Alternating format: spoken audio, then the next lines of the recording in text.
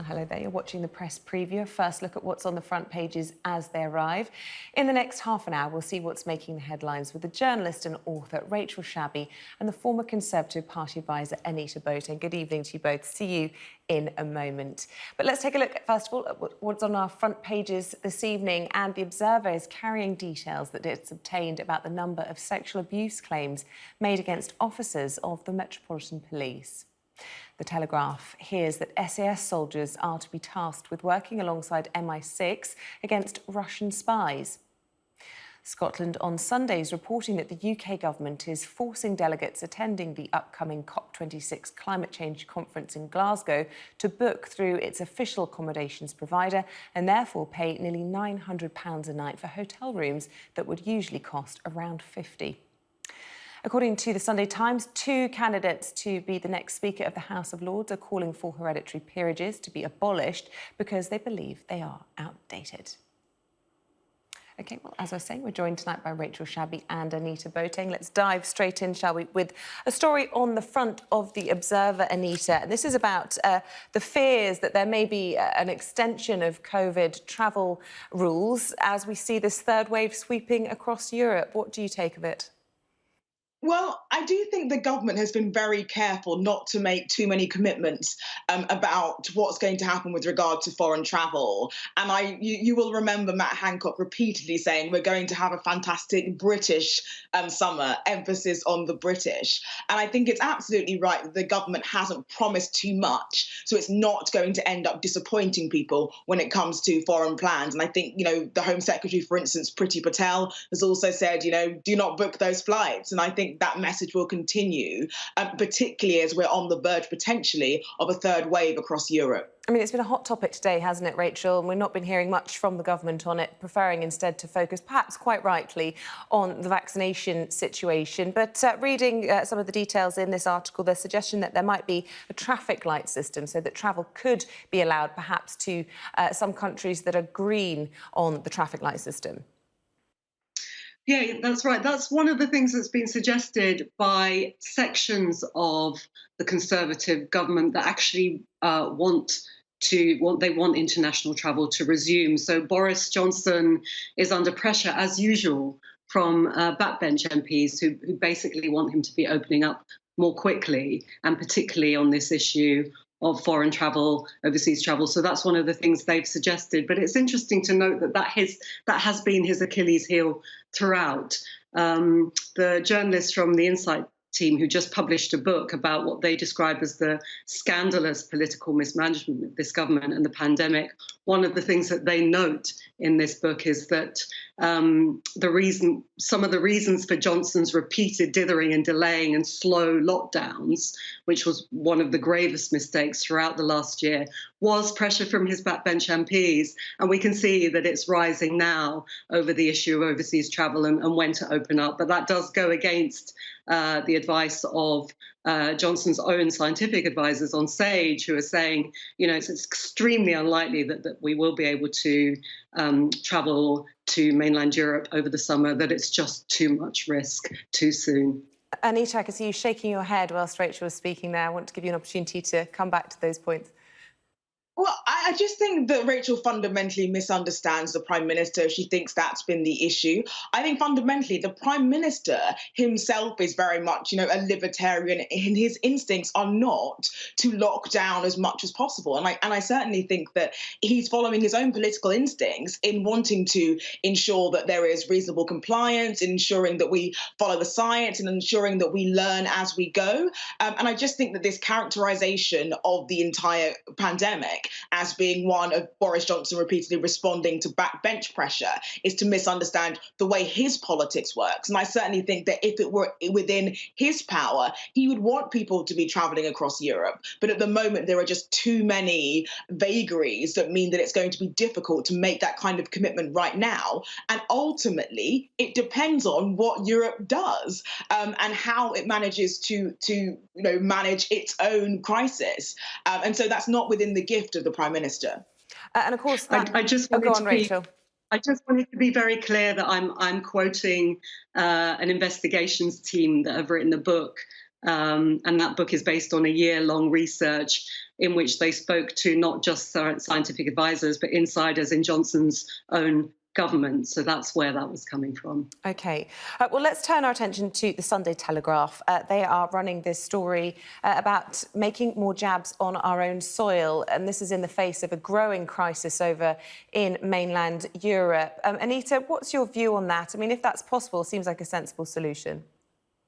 I mean, I think that the UK has very much covered itself in glory. Both AstraZeneca and Oxford University deserve an enormous amount of credit for the logistical undertaking, not to mention the scientific know-how that is required to produce this kind of vaccine at such huge quantities. And I think that actually the UK has done a very good job, and the government has done a fantastic job in creating an environment that makes it attractive and efficient to manufacture in the UK. And I also think the EU has not covered itself in glory in its handling of the pandemic and its protectionist interests and instincts around what happens with the vaccine when there are supply complications, which is inevitable when you're producing something that is so incredibly complicated. I think has definitely led the EU to make some really rogue calls. And I think that unpredictability is what the UK government wants to guard against. I mean, Ursula von der Leyen certainly raised a lot of eyebrows this week, didn't she, Rachel Shabi, with the suggestion that they might try and block the export of vaccines to the UK, where our programme is going on great guns. She most certainly did. And I agree that the EU has handled the vaccine issue badly several occasions already this year. I do think that there's a problem here, which is to do with, it actually links to the story about overseas travel, which is, of course, that, you know, until everyone is vaccinated, none of us is safe, and none of us has the sort of freedoms that we are very keen to go back to. And I think there's a wider problem here, which is to do with why it's so hard to produce vaccines at speed. And actually, that's nothing to do with political or whatever spats between the EU or anyone else. It's to do with patents. And, you know, really, if we want the entire world to be vaccinated, and at the moment there's a huge discrepancy between the Western world and the rest of the world who cannot get the same access to the vaccines, what we need to see is those vaccines to be produced off patent so that actually they can be made everywhere. And then we can see distribution ramp up to the scale that it needs to be for us all to receive that jab. Go on, Anita, you want to dive in at that point? No, I just wanted to say that I really do commend the government, though, for its role in COVAX. So that's a process whereby the UK and other countries in the Western world help to fund supplies of vaccines to developing countries. And I think that's going to be incredibly important moving forward.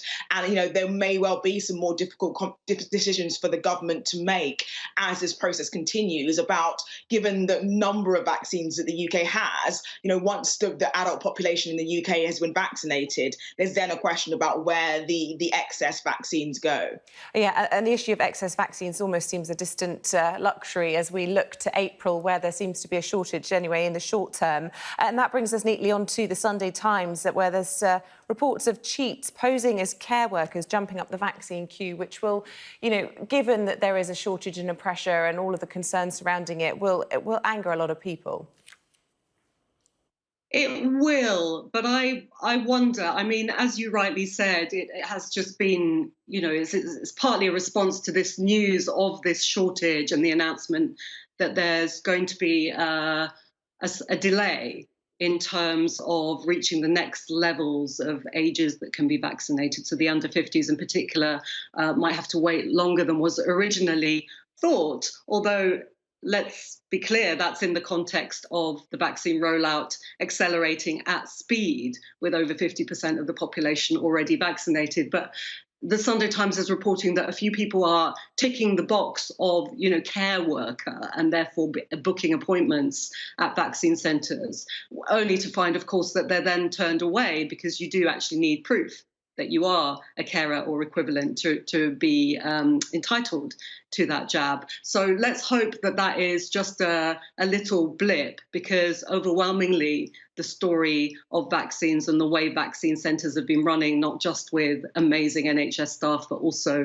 incredible volunteers, that has been on the whole positive so far. Yeah, and Anita, what a record that's been reached today, with over half of all UK adults now having had their first dose. And I think it was 1% of the UK population being vaccinated in one day, which is really quite remarkable.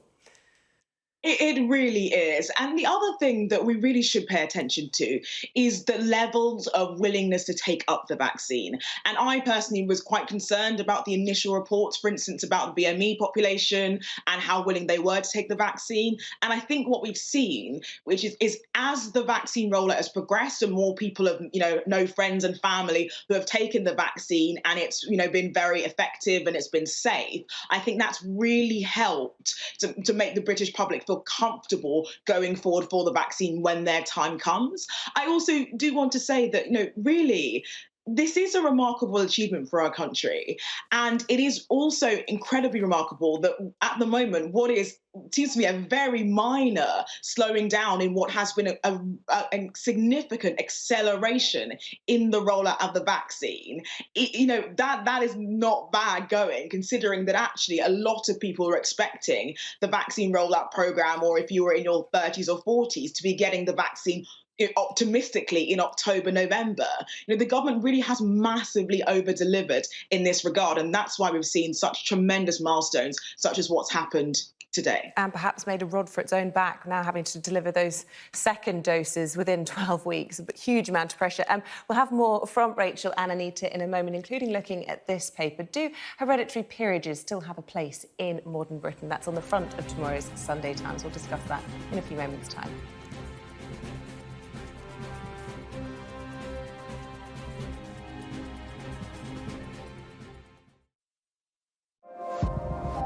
I've never been into an institution that's been willing to just lift up the lid and say, look, we're in a crisis. It's been a living nightmare to work. We've lost people in their 30s, in their 40s. I've been in nursing for 20 years. This is like another level. I don't think we'll ever get back to normal. That's now history. You can hear he's opening his eyes. Welcome back. You're watching the Press Preview. With me now, Rachel Shabi and Anita Boateng. We're taking a look at the Sunday papers for you. Let's start, Anita, with the front of the Sunday Times. Really hard to defend, isn't it, this, when you see in stark black and white, 0 female hereditary peers. They don't even list the number of black and ethnic minority hereditary peers because, well, I'm assuming that is 0 as well. But all of this coming up because of the Lord's Speaker election coming up. Yes, and I mean, hold the front page. There are no women and no ethnic minorities that are hereditary peers in the House of Lords. Look, I mean, this story isn't surprising, but I also think that it's interesting that the Times has given the front page to this. And I think particularly this point about by-elections is quite an interesting one. I don't think it would shock many people to know that 39 of the peers went to Eton, or that, the average age of a hereditary peer was 71.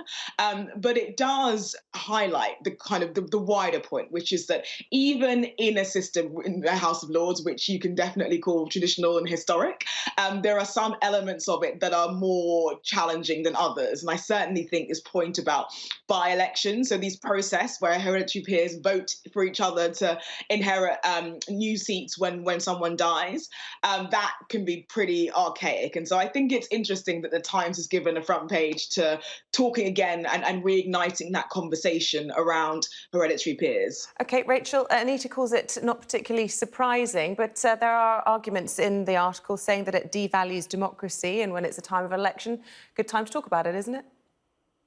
I mean, I'll say it does. I mean, you might call it traditional and historic. I personally would call it anachronistic and outdated and having no place in 2021. I mean, it's quite shocking nonetheless, whatever we already know or think we know. It is quite shocking to see those figures in stark front page like that.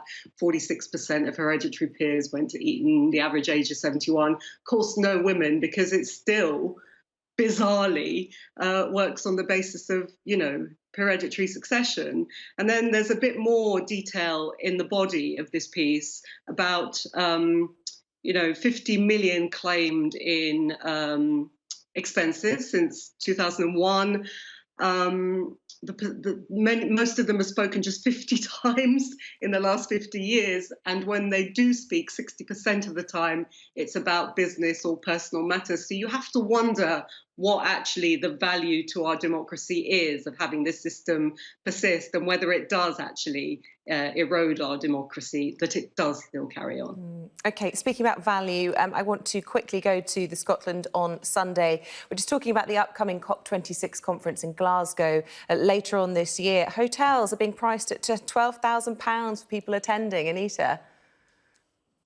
Look, well, I think what the government has said is that people are free to not book these hotels. So it does feel as though there's quite an obvious out for people for whom it would be a stretch. I mean, I think COP is going to be a fantastic event. I think it's really important that there is adequate, security and resources. And actually, I hope it will be a really fantastic thing for the Glasgow hotel sector and more broadly, because, I mean, ultimately, hospitality has had an incredibly difficult year, and there may be many hotel chains that may not survive. So, I kind of think you can go somewhere else and you can also support the Glasgow economy. What could be better than that? OK, thoughts, Rachel? I mean, the government is being accused of running a monopoly here in terms of the accommodation at the climate summit. And the point is that it would actually prevent people from poorer countries, delegates from poorer countries, from being able to attend, not to mention that it goes entirely against the spirit of the summit. And just to put it into context, accommodation at these events is usually as low as £50, according to this piece, whereas in this case, it's up to £888 per night.